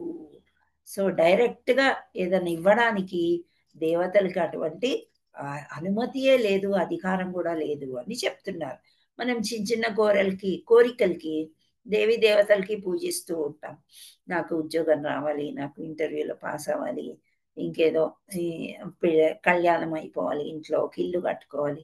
ఇలా మనం చేసినప్పుడు ఆ దేవీ దేవతలు కూడా కృష్ణుని అడుగుతారంట, వీళ్ళు ఇలా అడుగుతున్నారు ఇవ్వచ్చా అని. అలా అనుమతి తీసుకుని వాళ్ళు ఇస్తారు అని చెప్తున్నారు అనమాట. సో దేవతలకు స్వయంగా భౌతిక లాభాలు ప్రసాదించే అధికారం లేదు. ఐహిక వరాలను కోరువారు కూడా దేవాది దేవుడు కృష్ణుడు పూజించి ఆ వరాలను కోరవచ్చు. కృష్ణుడు ఐహిక వరాలను కూడా ప్రసాదించే సమర్థుడు. అయితే ఐహిక వరం దేవతలకు కోరుట యందును కృష్ణుని అర్థించుట యందును వ్యత్యాసం ఉన్నది. సో కృష్ణుని కూడా మనం డైరెక్ట్ కోరికలు కోరుకోవచ్చు ఏది కావాలంటే అది. కానీ ఒక దేవతని వరం అడగడము, కృష్ణుణ్ణి వరం అడగడంలో కొంత తేడా ఉంది అని చెప్తున్నారు. ఏంటి ఆ తేడా అంటే, ఇక్కడ ధ్రువమహారాజు ఉదాహరణ నేను ఇందాక చెప్పింది వచ్చింది. ఐహిక ప్రయోజనం కోసమే దేవాది దేవుణ్ణి పూజించారు. ధ్రువమహారాజు ఏం చేశాడు, నాకు సింహాసనం కావాలి, నేను పెద్ద రాజును అవ్వాలి అని ఐహిక కోరికలు, ప్రయోజనం అంటే భౌతిక ప్రపంచంలో కావలసిన వాటి కోసం పూజించి, కానీ అతడు పరమ పురుషుని దర్శనం పొందిన ఆయన అనుగ్రహానికి పాత్రుడైనప్పుడు అత్యంత సంతృప్తుడై ఐహిక వరాలను నిరాకరించెను, నాకొద్దు అన్నాడు. ప్రహ్లాదుడు కూడా అలాగే అంటాడు. ప్రహ్లాదుడు వాళ్ళ తండ్రిని వధించినప్పుడు నరసింహస్వామి శాంతించడు అనమాట. నరసింహస్వామి దేవీ దేవతలందరూ అంటారు, నువ్వు చిన్న పిల్లవాడివి, నీవు స్తుతిస్తేనే ఆయన శాంతిస్తాడు అంటే స్తోత్రాలన్నీ పలుకుతాడు. అప్పుడు శాంతించినప్పుడు ఏం కావాలి వరం కోరుకోనైనా అంటే, నా తండ్రికి మోక్షం ప్రసాదించు స్వామి అని అడుగుతాడంట. సో అది ఏంటి అంటే, ఇప్పుడు తండ్రిని క్షమించమని అడుగుతున్నాడు. అది కాకుండా వీళ్ళు ఒక్కసారి భగవంతుని చూసిన తర్వాత ఐహికము అంటే భౌతిక ప్రపంచాన్ని పూర్తిగా మర్చిపోయాడు ధ్రువమహారాజు. ప్రహ్లాదు కూడా నేను పెద్ద రాజును అవ్వాలి అని అనుకోలేదు. కానీ నరసింహస్వామి ఏమంటారు, కృష్ణుడు లేదు, నువ్వు ఇంకా ఈ రాజ్యాన్ని స్థాపించి ఇంకా ముందుకు తీసుకెళ్ళవలసింది ఉంది, చివరి సమయంలో నీ మళ్ళీ నా దగ్గరికే వస్తావు అని చెప్తాడనమాట. సో ఇలా ప్రత్యక్షంగా కృష్ణ చైతన్యవంతులు ఐహికవాంఛ ఏదైనాను ఉన్న ఎడల కృష్ణున్నే అర్థింతురని గాని దేవతలను ఆర్థింపరు. ఇంకా మనకి దేవాది దేవుడు శ్రీకృష్ణుడు అని పూర్తిగా తెలిసిపోయిన తర్వాత, కృష్ణ నాకు ఇది చెయ్యి, ఇది చేస్తే నీ భక్తి ఎక్కువ చేయగలుగుతానని అడుగుతాం, కానీ మళ్ళీ వేరే దేవి దేవతల దగ్గరికి వెళ్ళి మనం అడగము అని చెప్తున్నారు. సో తన ఊర్ధ్వలోక నివాసాన్ని తిరిగి పోవుటకై కృష్ణుని అనుమతికై వేచి ఉన్న విద్యాధరుడు తిరిగి ఇట్లా పలికాడు, ఇప్పుడు నేను నీ పాదాబ్జలం చే సృజింపబడిన గనక సకల విధములైన లౌకిక బాధల నుండి విముక్తుడనైతిని. స్వామి, నీవు మహాశక్తిమంతుడగు యోగివి, దేవాది దేవుడు, సకల భక్తులకు నాదుడవు, సర్వలోకాన్ని వ్యవస్థీకరింపు వాడవు కనుక నీ అనుమతి కోరుచున్నాను. నీవు నన్ను సంపూర్ణంగా శరణాగతిగా అంగీకరించు. నీ పవిత్ర నామాన్ని నిరంతరం జపించువారు సకల పాప కర్మల నుండి విముక్తులగుదరని నేను ఎరుగుదును. నీ పాద పద్మాలచే తాకబడిన వారు వాస్తవానికి సకల క్లేశముల నుండి విముక్తులగుదురు కనుక నేను నీ పాద స్పర్శచే మాత్రమే బ్రాహ్మణ శాపం నుండి విముక్తుడను కాగలిగి తిననుట తథ్యము.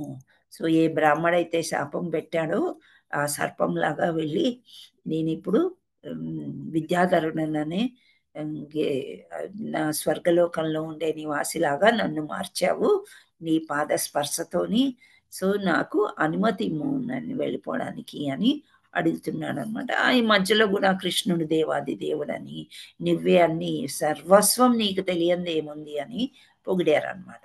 తర్వాత ఈ విధంగా పలికి విద్యాధరుడు ఊర్ధ్వలోకానికి తన నివాసానికి పోవుట కృష్ణ భగవాను అనుమతి పొందెను. అట్లు అనుమతి పొందిన పిదప అతడు కృష్ణుణ్ణి ప్రదక్షిణ నమస్కారాలు చేసి తన నివాసానికి మరలిపోయెను. సో మనం ఎందుకు ప్రదక్షిణ చేస్తాము?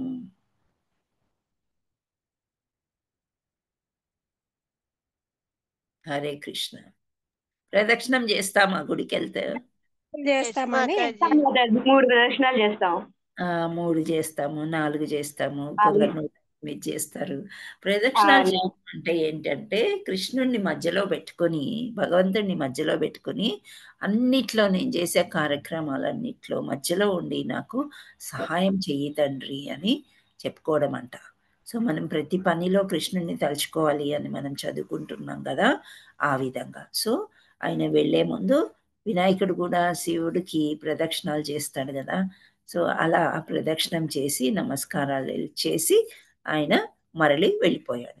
ఈ విధంగా నందమహారాజ్ సర్పము మింగవేయబడు నీ సత్తు నుండి విముక్తుడు ఆయను. అప్పుడు ఇంకా నందగోపాలకి నందుడికి తెలిసిపోయిందనమాట, కృష్ణుడే నన్ను రక్షించాడు అని. అందరు కూడా ఇంకా వీళ్ళు ఇంకా మొదలు పెట్టేస్తారు పొగడతారనమాట కృష్ణుడిని. ఎలా పొగుడుతున్నారు ఏంటి నెక్స్ట్ చాప్టర్లో చూద్దాం. సో ఇంకా నెక్స్ట్ ఇప్పుడు పరమశివుని అంబికను పూజించుటకు వచ్చిన గోపాలురు తన పూజా కార్యక్రమాలను ముగించుకొని, ఇంకా 2 రోజులు టైం ఉండింది కదా, మొదటి రోజు ఇలా జరిగింది. ఇవన్నీ చేసేసుకున్నారు వాళ్ళు. 2 రోజులు బాగా గడిపేసి తిరిగి వెళ్ళడానికి రెడీ అయిపోయారు, సంసిద్ధులు అయ్యారంట. సో తిరిగిపోయేటప్పుడు మళ్ళీ ఒక అద్భుతం జరిగిందంట. ఏంటి ఆ అద్భుతం అంటే విద్యాధర విమోచనం సంఘటన వలన వాళ్ళు కృష్ణునికి మరీ సన్నిహితులైరి. ఇప్పుడు చూసారా, ఒక చిన్న పిల్లవాడు వీళ్ళందరిలో గ్రూప్లో ఉన్నాడు, ఎప్పటి నుంచో వీళ్ళందరినీ రక్షిస్తూ ఉన్నాడు. మళ్ళీ ఇక్కడికి వచ్చిన తర్వాత కూడా నందుడిని రక్షించినప్పుడు వీళ్ళ కృష్ణుడి గురించి చెప్పుకోవడం ఇంకా ఎక్కువైపోయి అనుబంధం, ప్రేమ కూడా చాలా ఎక్కువైపోయింది అనమాట. సో అనుబంధం దృఢమైపోయిందంట. బ్రహ్మదేవుడు, పరమశివుడు, ఇంద్రుడు, చంద్రుడు వంటి దేవతలను ఏదో స్వప్రయోజనంకై పూజించేవారు మందబుద్ధులని వారు తమ జీవితపు వాస్తవోద్దేశాన్ని విస్మరించిన వారని భగవద్గీతలో చెప్పబడింది. కానీ బృందావన వాసులు గోపాలు సామాన్యమైన మానవులు కారు. వారేమి చేసినా కృష్ణుని కొరకే చేయదురు. కృష్ణుని ఎడల విశేష భక్తి ఏర్పడు నిమిత్తము పరమశివుని, బ్రహ్మదేవుని పూజించే ఆమోదించబడింది. కానీ స్వయం ప్రయోజనకై అన్య దేవతలను ఆరాధించుట దూష్యము. ఈ సంఘటన అనంతరము ఆహ్లాదకరమైన ఒకనాటి రాత్రివేళ అన్యూహ శక్తివంతుల కృష్ణుడు, అతని అగ్రజుడు బలరాముడు బృందావన అరణ్యంకి పోయిరి. సో వీళ్ళందరూ కూడా శివ పూజ చేసుకున్నారు, చక్కగా అంబికామాతని దర్శించుకున్నారు. వీళ్ళు కాత్యాయని వ్రతం కృష్ణుడి కోసమే చేస్తారు. ఇక్కడ ఏం చెప్తున్నారంటే బృందావన వాసులు ఏది చేసినా కృష్ణుడి కోసమే చేస్తారు.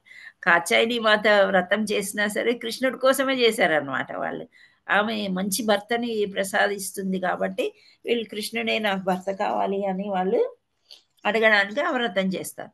సో వ్రజభూమిలో కన్యలు వారిని అనుసరించి పరస్పర సాహచర్యంలో వారు ఆనందిస్తున్నారంట. వజాంగనలు సుందరమైన వస్త్రాలతో, చందన చర్చలతో, పుష్పదాయంగా అలంకృతులై ఉండేది. ఇప్పుడు వీళ్ళు ఆడపిల్లలకి ఏముంది, ఎక్కడికి వెళ్ళినా సరే ఆభరణాలు వేసుకోవడము, పువ్వులు పెట్టుకోవడము, ఇవన్నీ చాలా చక్కగా అలంకరించుకొని వాళ్ళు అటు ఇటు తిరిగేటప్పుడు ఈ భృంగములు అంటే తుమ్మెదలు అనమాట, జుంకారాలు చేస్తున్నాయంట వాటి యొక్క పువ్వుల యొక్క సువాసనకి. సో ఇంత మంచి వాతావరణంలో వీళ్ళంతా కూడా నెమ్మదిగా పాటలు పాడుకుంటూ అటు వెళ్తున్నారు. వెళ్ళిన తర్వాత ఏమైందంటే రజయుతులు తమకు తాము మర్చిపోయేరి. వారి క్లేశపాసాలు శ్లథమాయి అంటే ఏమైనా చిన్న చిన్న కష్టాలు ఉంటాయి కదా, ఇంటి బయటకు వెళ్ళిపోయిన తర్వాత మనకి చూడండి, ఆడవాళ్ళకైతే ముఖ్యంగా వంట చేసే పని ఉండదు, వీళ్ళు చూసుకునే పని ఉండదు, భర్త ఒక సైడ్ ఉంటారు, పిల్లలు ఒక సైడ్ ఆడుకుంటూ ఉంటారు. వీళ్ళు మంచి ఫ్రీడమ్ అనేది వస్తుంది యాత్రకు వెళ్తే. సో అలా వాళ్ళు చక్కగా హాయిగా ఎంజాయ్ చేస్తున్న సమయంలో ఏమైపోయిందంటే ఇంచుమించు ఉన్మాద స్థితిలో వారు పూర్తిగా తన్మలై ఉన్న సమయంలో కుబేరుడి సహచరుడు. ఇంతకుముందు కుబేరుడి యొక్క కుమారులు అని చెప్పుకున్నాం. ఇక్కడ సహచరుడు అంటే ఫ్రెండ్ అన్నమాట, ఒక రాక్షసుడు. కుబేరుడు రాక్షస వంశంలో పుట్టినటువంటి వాడనమాట. సో కుబేరుడు ఫ్రెండ్ రాక్షసుడు సడన్ గా ప్రత్యక్షం అయ్యాడంట. అతని పేరు శంకాసురుడు. సో అతను ఏం చేశాడంటే ఆయన తల మీద ఒక అమూల్యమైన శంఖం ఉంటుందంట, అది బాగా మెరుస్తూ ఉంటుందంట మణిలాగా. అతని పుట్టుక నుండియే ఉండటం వలన అతనికి ఆ పేరు వచ్చింది. కుబేరుని ఇద్దరు కుమారులు ధనైశ్వర్య మదంతో నారదముని ఉనికి గుర్తించినట్లు శంకాసురుడు ఐశ్వర్యగర్వంతో విర్రవీగుచుండెను. సో ఇంతకుముందు ఏమైంది, అందం యొక్క గర్వంతో ఆయన విర్రవీగాడు, అవునా విద్యాధరుడు. ఇక్కడ కుబేరుడి యొక్క ఫ్రెండ్ అయినప్పటికీ కూడా చాలా ఐశ్వర్య గర్వం ఎక్కువైపోయిందంట శంకాసురుడికి. నా అంత గొప్పవాడు ఎవరు లేరు అని విర్రవీగుతున్నాడు అనమాట. సో కృష్ణ బలరాములు ఇద్దరు కూడా సుందరంగా ఉన్నారు, ఆనందంగా ఉన్నారు. వాళ్ళు చక్కగా ఆనందంగా నడిచి వెళ్ళే సమయంలో అతను ఏమనుకున్నాడు, ఇప్పుడు రాక్షసులైనా ఎవరైనా భగవంతుడిని గుర్తించలేని ఉన్నారు అంటే మందస్థితిలో ఉన్నారు, అజ్ఞానంలో ఉన్నారు. కృష్ణ బలరాములు ఇంత సుందరంగా ఉన్నారు ఏంటి అని అనుకుంటారు వేరే వాళ్ళు, కానీ ఈయన అట్లా అనుకోలేదు. వీళ్ళు చిన్న గోపబాలు ఎవరో, వీళ్ళని ఎత్తుపోవడం మంచిది అని చెప్పేసి బలవంతంగా వాళ్ళని తీసుకుపోతున్నారంట. తీసుకుపోయి ప్రజయుతులు తమ రక్షణ కొరకై కృష్ణ బలరాముడు పేరున పిలిచి అర్థింపసాగారు. సో కృష్ణ బలరాములు అలా వెళ్తూ ఉంటే వాళ్ళిద్దరిని తీసుకుపోవడమే కాదు, వాళ్ళ వెనకాల అందమైన ఆడపిల్లలు ఉన్నారు కదా. సో ఈ చిన్నపిల్లలు ఏం చేయగలుగుతారులే నన్ను, వీళ్ళిద్దరు కాకుండా నేను ఆడపిల్లల్ని, ఆ అమ్మాయిల్ని, ఆ గోపికలందరినీ తీసుకెళ్ళిపోతానే, తాడేసి కట్టేసి ఏదో రకంగా లాక్కుని వెళ్ళడానికి ప్రయత్నం చేస్తున్నాడట. ఎవరు, శంకాసురుడు. రాక్షసులకి ఎప్పుడైనా మధిర ఇంకా మగువ ఈ రెండు చాలా ఇష్టం అనమాట. దానివల్లే రావణాసురుడు కూడా సీతమ్మని పొందాలని ఆఖరికి చివరికి వధింపబడ్డాడు. సో ఇదే విధంగా ఇతడు కూడా ఏమైంది, వ్రజవాసి ఈ పిల్లలందరినీ కూడా వ్రజ సుందరులు ఉన్న స్థలానికి వచ్చి ఆ సుందరులను ఉత్తర దిశగా నడిపింపసాగాను. కృష్ణ బలరాముడు అచ్చ ఉన్నను లెక్క చేయక తానే వారి యజమానుడు భర్తయు అయినట్లు వారిని ఆజ్ఞాపింప సాగాను. సో శంఖసూరుడు వారిని బలవంతంగా తీసుకొని పోవటం వలన వ్రజయువతులు తమ రక్షణ కొరకై కృష్ణుని బలరాముని పేరున పిలిచి అర్థింపసాగిరి. ఇద్దరు సోదరులు వెంటనే పెద్ద కర్ర ముద్దులను చేత పట్టుకొని వారిని వెన్నంటిరి. భయపడకండి, భయపడకుడు అని వారి గోపికలు సమాశ్వాసపరచగలరి. మేము ఈ రాక్షసుని శిక్షించుటకై వెంటనే వచ్చుచున్నాము. సో అభయం ఇచ్చారనమాట. వాళ్ళు గట్టిగా అరుస్తున్నారు, కృష్ణ బలరామ కృష్ణ రామ అని అరుస్తూ ఉన్నప్పుడు వీళ్ళు పెద్ద పెద్ద కర్రలే, ఇంకేముంటాయి అక్కడ, చాలా పెద్ద కర్రలు తీసుకున్నారు కృష్ణ బలరాముడు. మేము వాళ్ళని వధిస్తాము, మీరేం భయపడకండి అని చెప్పేసి త్వరలోనే శంకాసురుని సమీపించి సోదరులిద్దరూ మహాశక్తివంతులను గ్రహించి శంఖసూరుడు గోపికల సాంగత్యంను వదిలి ప్రాణభయంతో పరిగెత్తను. కానీ కృష్ణుడు అతనిని పోనీయలేదంట. పోనీకుండా గోపికలను బలరాముని రక్షణలో ఉంచి అతడు శంఖసూరుని వెన్నంటి తరమసాగెను. కృష్ణుడు వాని శిరస్సు మీద అమూల్యమైన శంఖమును లాగే కొనదల్చెను. కొంత దూరం అతన్ని వెన్నాడిన తర్వాత అతన్ని పట్టుకొనెను. పిదప తన పిడికిలతో తలపై మోది అతనిని వధించెను. సో కృష్ణుడు సరే వీడు వదిలేశాడు కదా ఈ అమ్మాయిల్ని, పోనీ అని అనుకోలేదు. వాళ్ళందరినీ బలరాముడికి అప్పచెప్పి నువ్వు చూస్తూ ఉండి నేను వాడి సంగతి ఏంటో చూస్తా అని పరిగెత్తాడు. ఈ శంఖసురుని యొక్క శంఖం ఏదైతే ఉందో తల మీద, దానివల్లే వాడికి ఆ పవరు, ఆ గర్వం అన్నమాట. సో ఐశ్వర్యం కూడా అందుకే వస్తుంది. సో ఈ శంఖాన్ని నేను తీసేసుకున్నాను అనుకోండి, అప్పుడు వాడికి ఇంకేం బలం ఉండదు కదా అని కృష్ణుడు వదలకుండా అతను రాక్షసుడు వెనకాల పరిగెత్తి పిడికిలతో తలపైన బాగా మోది అది తీసుకుని వచ్చి అమూల్యమైన శంఖాన్ని బలరాముడికి బహుకరించాడంట.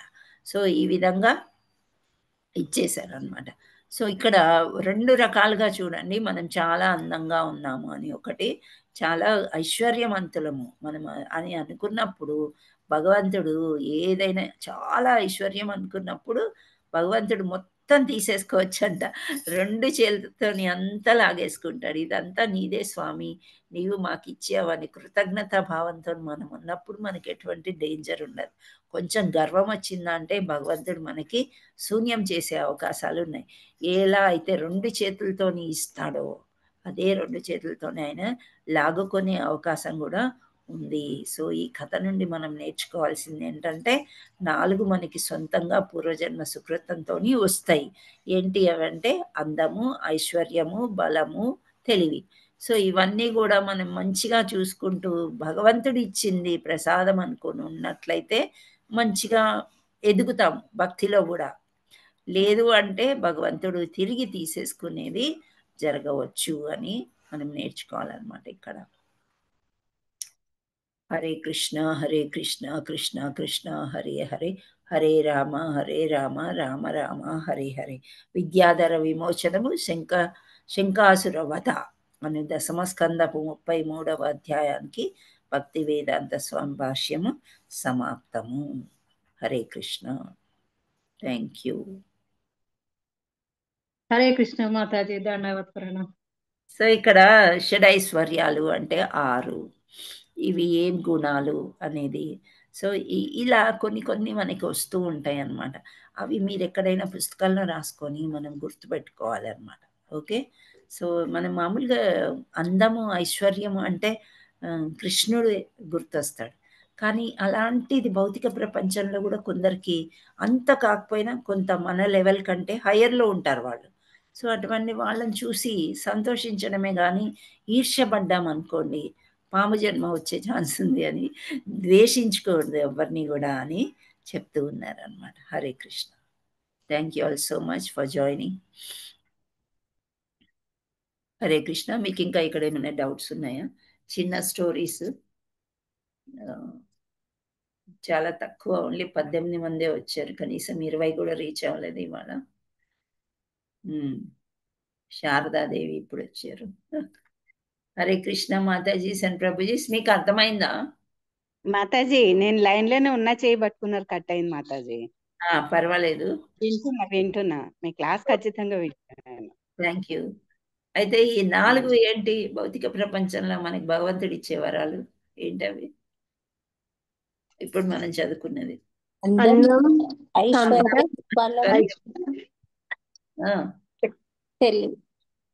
జ్ఞానము. ఓకే, జ్ఞానము.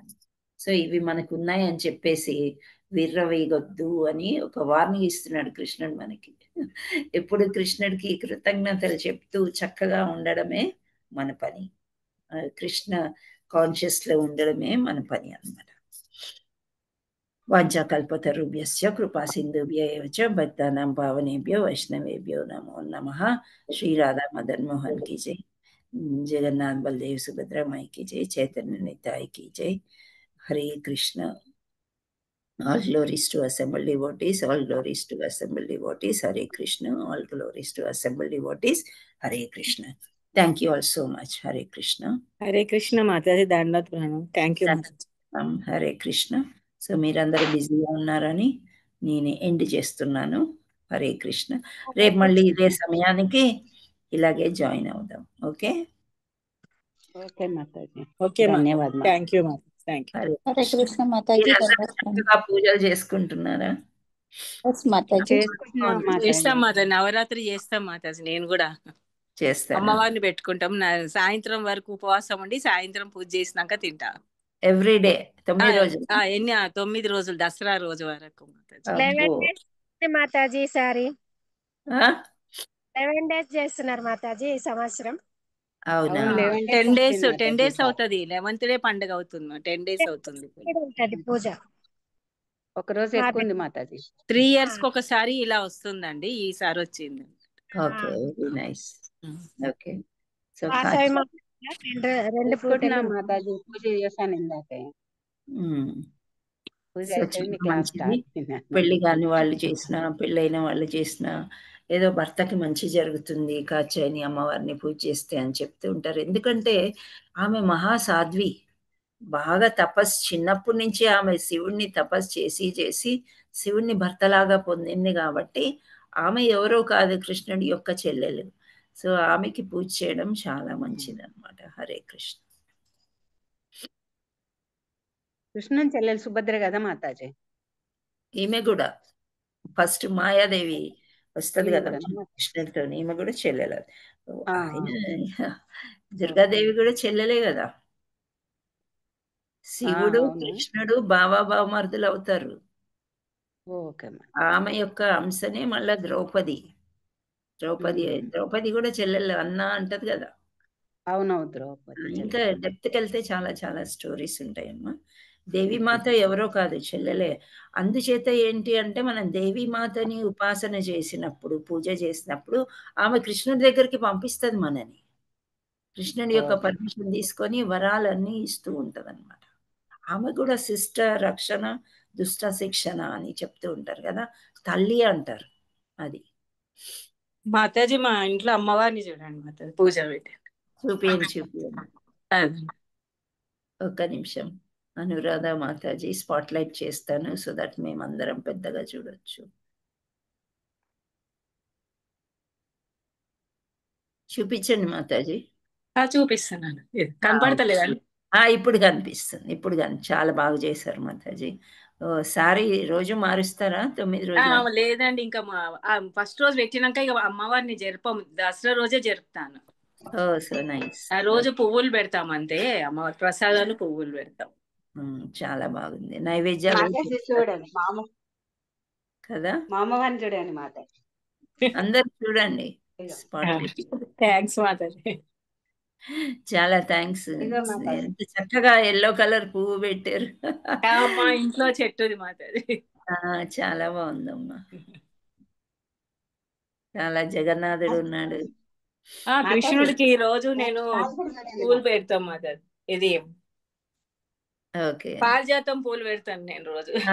అవును అన్నారు కదా, రోజు దండగట్టి వేస్తానని. 1,00,000 పైన అయిపోయింది, 1,11,000 అయిపోయింది. ఓహో, హరి బోల్ మాతాజీ. మీరు ఈ గ్రూప్ లో రావడం గ్రూప్ అదృష్టం. లేదు మాతాజీ, మీరు మీ దగ్గరికి మేము రావడమే మా అదృష్టం అండి. లేదు మాకు అంటే అన్ని ఎన్నో తెలియనివి అన్ని చెప్తున్నారు, మాకు అసలు ఏం తెలియదు, మీరు చెప్పేటివి ఏవి తెలియదు అన్నట్టు. మనం అందరం కలిసి నేర్చుకుంటున్నాం. చాలా చాలా బాగుంది మాతాజీ. మా అమ్మవారు ఎవరిది? ఇదో Mataji, Sharada Mataji. Thank you Mataji. Sharada Mataji. Thanks అండి మాతాజీ. చూద్దాం ఇప్పుడు. హరే కృష్ణ మాతాజీ. ఓ కనపడుతుందా మాతాజీ? ఎస్ తామర పూలు పెట్టారు చక్కగా, మల్లె పూలు. అమ్మో చాలా బాగుంది, వెరీ నైస్. త్రిశూలం ఇవన్నీ ఇంట్లో ఉంటాయా మీకు? నాకు ఎప్పుడు ఉంటాయి మాతాజీ, ఇలాగే ఉంటుంది అమ్మవారు. అవునా? మొదటి నుండి అమ్మవారి పూజ ఈ మధ్యలో కృష్ణుడికి వచ్చాను మాతాజీ, 1 year గా వస్తుంది. మరి అంతే, అమ్మవారు తీసుకొస్తుంది కృష్ణుడి దగ్గరికి. అందరం అమ్మవారిని పూజ చేసిన వాళ్ళమే. నేను కూడా 20 ఏళ్ళు చేసి ఉంటాను అమ్మవారి పూజలు, ఇంకా ఎక్కువ చేసి ఉంటాను. అక్కడ నుండి ఇక్కడ వచ్చాము. నేను 20 ఏళ్ళు పక్కన మాతాజీ దేవతి 20 years బ్యాక్ నుండి చేస్తున్నాను. హరే కృష్ణ మాతాజీ. నైస్. ఏంటో నాకు మంచి సువాసన వచ్చినట్టు కూడా అనిపిస్తుంది నాది. అంత బాగా చేశారు మీరు, చాలా బాగా చేశారు మాతాజీ. Thank you. హరే కృష్ణ. ధన్యవాదాలు. Thank you all so much. ఎవరైతే దర్శనం చూపించారో.